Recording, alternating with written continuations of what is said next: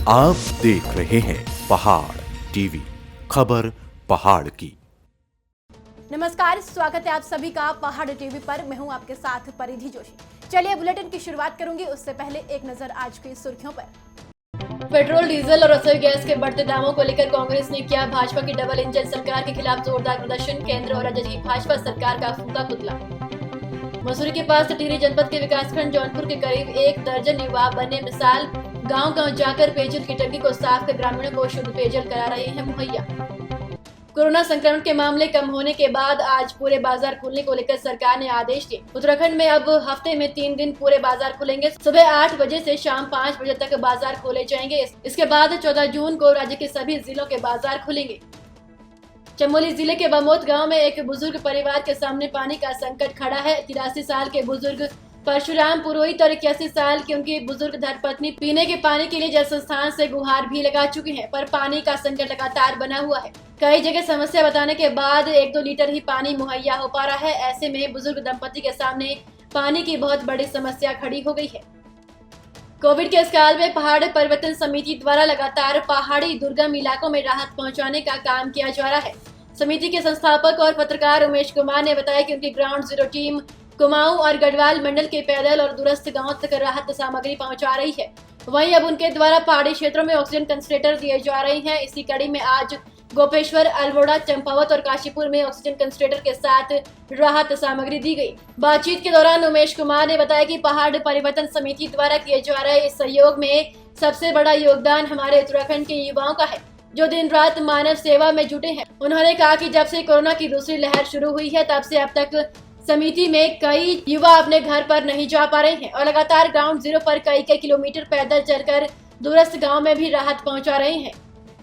जन संघर्ष मोर्चा अध्यक्ष और जीएमवीएन के पूर्व उपाध्यक्ष रघुनाथ सिंह नेगी ने कहा कि भाजपा प्रदेश अध्यक्ष मदन कौशिक द्वारा इन 4 वर्षों के कार्यकाल में 7 लाख लोगों को रोजगार दिए जाने की बात कही, जिनके द्वारा उद्योग में लगभग 1.60 लाख, ग्रामीण विकास में 1.53 लाख, वन महकमे में 89,000, लोक निर्माण विभाग में 58,000, परिवहन में 58,000, पेयजल में 41,000, पर्यटन में 41,000, कौशल विकास में 30,000 और अन्य विभाग में 5,000 से लेकर 10,000 तक नौकरियां युवा को दिए जाने की बात कही थी। नेगी ने कहा कि उक्त आंकड़े पूरी तरह से फर्जी है, क्योंकि जो आंकड़े इनके द्वारा बताए गए हैं वो सिर्फ औद्योगिक इकाइयों में ठेकेदार द्वारा महीने 2 महीने के लिए दिया गया रोजगार है।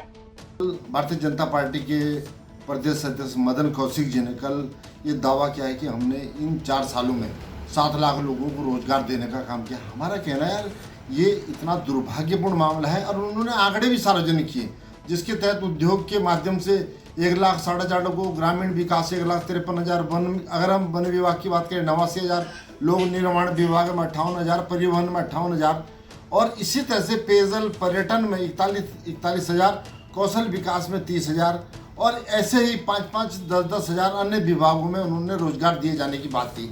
हमारा कहना है कि प्रदेश के अंदर हम रोजगार की बात करें, जिसको हम रोजगार कहते हैं, मात्र प्रदेश के अंदर 60-70 हज़ार पद रिक्त चले आ रहे हैं और इन 4 सालों में सरकार ने बामुश्किल 10-15 हज़ार लोगों को ही रोजगार दिया।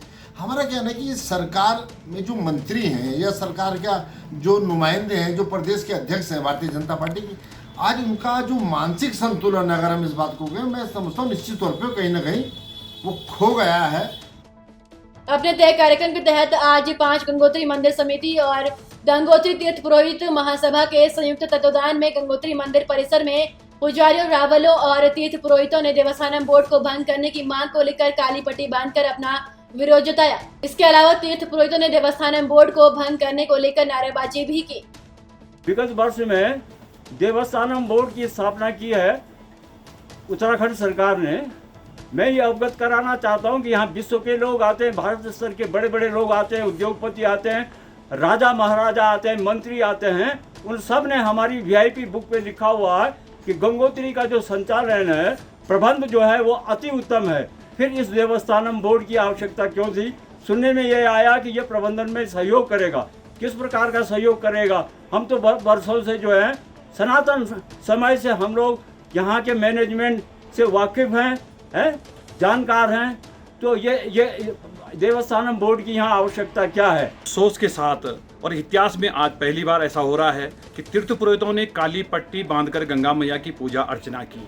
और जिन तीर्थ पुरोहितों ने गंगा मैया के श्री चरणों से आशीर्वाद इस प्रदेश को सफल संचालन के लिए देना था। आज वही तीर्थ पुरोहित सड़कों पर बैठ करके उन्होंने आंदोलन किया और काली पट्टी बांधकर अपना विरोध दर्ज करा रहे हैं। आज हम समस्त चारों धाम के तीर्थ पुरोहितों द्वारा अपने तीर्थ स्थानों पर और जितने भी देवस्थान है, शीतकालीन मठ स्थान है, उन स्थानों पर सभी तीर्थ पुरोहितों के द्वारा जो है काली पट्टी बांध करके अपने स्थानों पर, देवस्थानों पर जो है माँ गंगा की पूजा और चारों धामों की पूजा अर्चना की गई। और यह काली पट्टी हमने इसलिए बांधी कि जो उत्तराखंड सरकार की आंखों पर काली पट्टी बंधी हुई है, इस देवस्थानम बोर्ड के संबंध में वह काली पट्टी माँ गंगा और चारों धाम से हम यह प्रार्थना करते हैं कि वह पट्टी इनके आंखों से उतरे और तत्काल ये लोग इस देवस्थानम बोर्ड को भंग करें। जय श्री केदार देवस्थानम बोर्ड को लेकर पहले ही दिन से सभी धामों के तीर्थ पुरोहित लगातार विरोध कर रहे हैं। मुख्यमंत्री के बदले जाने पर सबको यह उम्मीद थी कि ये देवस्थानम जैसा अव्यावहारिक काला कानून वापस होगा, लेकिन सरकार इसे खत्म करने के बजाय इसका विस्तार कर रही है।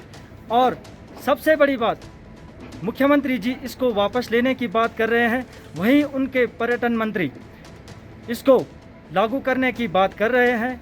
मुख्यमंत्री जी इस धर्म विरोधी और धनपतियों के हिसाब से बने देवस्थानम बोर्ड को वापस लें। बाबा केदारनाथ, आज देवस्थानम बोर्ड के विरुद्ध में तीर्थ पुरोहित समाज केदारनाथ का आज दूसरे दिन का भी मौन धरना जारी रहा। ये देवस्थानम बोर्ड जब तक पूर्णतः निरस्त नहीं हो जाता है तब तक हम इसी प्रकार से धरना केदारनाथ में जारी रखेंगे। जय बाबा केदारनाथ। चमोली जिले के दशहली ब्लॉक के नेर क्षेत्र में पानी का संकट बना हुआ है, जिसके लिए ग्रामीणों द्वारा मुख्यमंत्री तीरथ सिंह रावत को पत्र भी लिखा गया। दरअसल मुख्य स्रोत से गाँव तक बिछी पेयजल लाइन कई जगह से क्षतिग्रस्त है, साथ ही मुख्य टैंक भी बदहाली की स्थिति में है। ऐसे में ग्रामीणों की मांग है कि इस पाइपलाइन को जल्द ठीक किया जाए। देगाड़ क्षेत्र में हो रही गुंडागर्दी दिन प्रतिदिन थमने का नाम नहीं ले रही है। स्थानीय निवासी मंगल सिंह चंडीगढ़ से देघाट टेम्पो ट्रेवल चलाता है, जो कि एक विकलांग व्यक्ति है, जो कि चंडीगढ़ से सवारी लेकर देघाट क्रमवार आता रहता है। उक्त दिनांक को मंगल सिंह अपने समस्त सवारी उतारने के बाद अपने गाँव के समीप भेड़गांव नामक स्थान पर जाकर विश्राम कर रहा था। तभी नशे में दो व्यक्तियों ने मंगल सिंह पर हाथापाई कर दी और मंगल सिंह लहूलुहान हो गया। पीड़ित व्यक्ति ने युवकों के खिलाफ सख्त कार्रवाई करने की मांग की है। यमुनोत्री विधायक केदार सिंह रावत ने भटकोट के समस्त एलोपैथिक और आयुर्वेदिक चिकित्सकों और स्वास्थ्य कर्मियों को PP kit, mask, sanitiser, face shield वितरित किए। विधायक ने सर्वप्रथम भटकोट के सामुदायिक स्वास्थ्य केंद्र में सुविधाओं का जायजा लिया।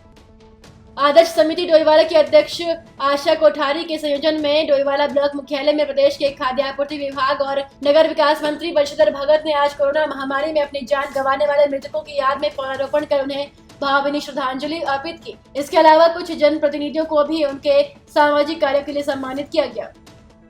नशे और मादक पदार्थों की बढ़ती प्रवृत्ति पर प्रभावी अंकुश लगाने और अवैध तरीके से नशीले पदार्थों का क्रय विक्रय करने वाले लोगों के खिलाफ अब राजस्व विभाग भी सख्त है। उत्तरकाशी जनपद के टुंडा तहसील के गेवला और खुरमोला राजस्व उप निरीक्षक जयप्रकाश शाह अरविंद पवार को डोग गांव के सीमावर्ती क्षेत्र लालधार नामक तोक में कच्ची शराब बनाने की सूचना मिलते ही जयप्रकाश शाह और अरविंद पवार ने अपनी टीम के साथ छापेमारी कर 100 लीटर लहन के भरे कनस्तरों को नष्ट किया, लेकिन शराब कारोबारियों को छापेमारी की भनक लगते ही जंगल में बनी छानियों से भागने में सफल हुए। पौड़ी जनपद के पोखड़ा ब्लॉक के गांव डाबरा गोदाम्बरी देवी 52 वर्ष जो कि गुलदार के द्वारा हमला किया, जिसमें उनकी मौके पर ही मृत्यु हो गई। आए दिन गुलदारों द्वारा गांव में इस तरह की घटनाओं से जनता में भय बना हुआ है, लेकिन प्रशासन केवल एक कान से सुनते हैं और दूसरे कान से निकाल देते हैं। मृतक को एक पोस्टमार्टम के लिए कोटद्वार पौड़ी मंगवाया जाता है, जबकि सामुदायिक हॉस्पिटल नौगांव खाल पाटीसेण में है। उत्तरकाशी जनपद की आबकारी अधिकारी प्रतिमा गुप्ता को आबकारी सचिव सचिन कुर्वे ने आबकारी आयुक्त देहरादून की जांच रिपोर्ट के बाद निलंबित कर दिया है और आबकारी आयुक्त विभाग में अटैच कर दिया है। बताते चले कि पिछले 1 साल से आबकारी विभाग उत्तरकाशी में प्रतिमा गुप्ता और कर्मचारियों के बीच विवाद चल रहा था और कई मामले पर जांच चल रही थी। मसूरी के पास टिहरी जनपद के विकासखंड जौनपुर के कुछ युवाओं ने टिहरी जनपद के गांव के ग्रामीणों को शुद्ध पेयजल मुहैया कराए जाने को लेकर क्षेत्र के करीब 1 दर्जन युवाओं ने सामाजिक कार्यकर्ता वीरेंद्र सिंह के नेतृत्व में गांव में बनी सरकारी और गैर सरकारी पानी की टंकियों का साफ करने का संकल्प लिया है, जिसको लेकर युवा गांव जाकर गांव में बनी पानी की टंकियों को सफाई कर रहे हैं। देखिए, जहाँ एक तरफ पूरी विश्व कोरोना से जूझ रहा है, हमारा भारत भी कोरोना में जूझ रहा है। कई जनप्रतिनिधि इसमें कोरोना मास्क सैनिटाइज़र बांट रहे हैं, तो हमने भी कुछ युवाओं ने मिलकर यह ठाना है कि हम निस्वार्थ भाव से टैंकों को साफ़ करें, क्योंकि टैंकों में अधिकांश बहुत ही ज़्यादा गंदगी निकल रही है, उसमें अनेक प्रकार के कीड़े निकल रहे हैं। ये जहां एक और कोरोना महामारी को लेकर सभी लोग चिंतित हैं और अपने अपने स्तर पर बचाव कार्य में लगे हुए हैं, वहीं हम कुछ युवा साथियों ने एक टीम बनाई है और जगह जगह जितने भी पानी के स्रोत हैं और टैंक हैं उन्हें साफ किया जा रहा है। उसमें देखा गया है कि अनेक प्रकार के कीड़े मकोड़े और कीचड़ देखने को मिला है, जिसे हमारी टीम निस्वार्थ भाव कार्य कर उसे साफ कर रही है और एक संदेश दे रही है कि दूषित जल के सेवन से अनेक प्रकार की बीमारियां उत्पन्न हो रही है। हमें इस कार्य में किसी भी संबंधित विभाग या किसी भी जनप्रतिनिधि का कोई सहयोग नहीं मिल रहा है और हम अपने संसाधनों से इस कार्य को कर रहे हैं। हमारी इस मुहिम का मकसद यही है कि लोग स्वच्छ जल पिएंगे तो अत्यधिक स्वस्थ भी रहेंगे। और सोशल मीडिया के माध्यम से हमने जब ये अपनी सारी चीज़ें प्रसारित की तो काफ़ी लोगों ने अपने गांव में टैंकों को साफ भी किया है, जिसमें एक अच्छा संदेश जा रहा है। कोरोना महामारी के चलते राफ्टिंग, एडवेंचर आदि से जुड़े व्यवसाय को भी आर्थिक संकट से जूझना पड़ रहा है। ऋषिकेश में राफ्टिंग व्यवसाय से जुड़े पुलसारी नमतोल के युवा रविंद्र नेगी ने बताया कि 4 धाम यात्रा के चलते भारी संख्या में पर्यटक राफ्टिंग करने आते थे, जिससे कि राफ्टिंग व्यवसाय की अच्छी खासी आमदनी हो जाती थी। साथ में विभिन्न प्रकार के एडवेंचर कराकर उनकी आर्थिकी चलती थी। लेकिन पिछले 2 सालों से कोरोना महामारी के चलते पर्यटकों ने आना बंद कर दिया है, जिससे कि राफ्टिंग व्यवसाय पूरी तरह से ठप हो चुका है।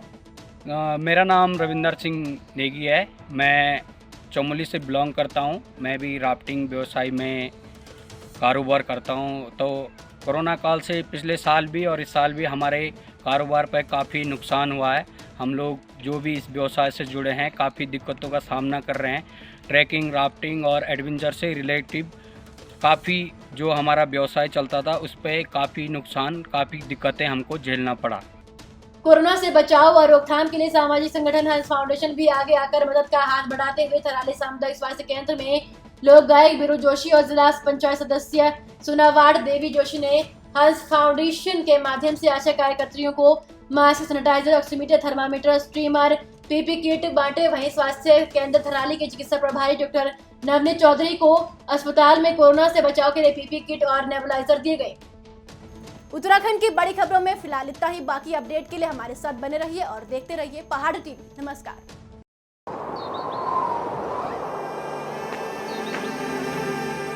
है बेखौफ उम्मीद का रंग।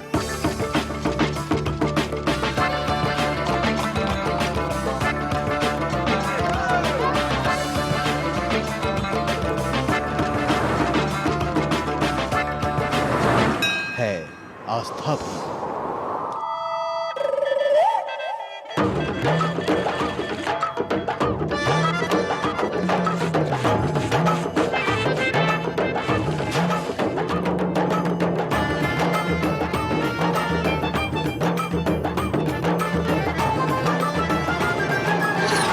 ये है मेरा उत्तराखंड।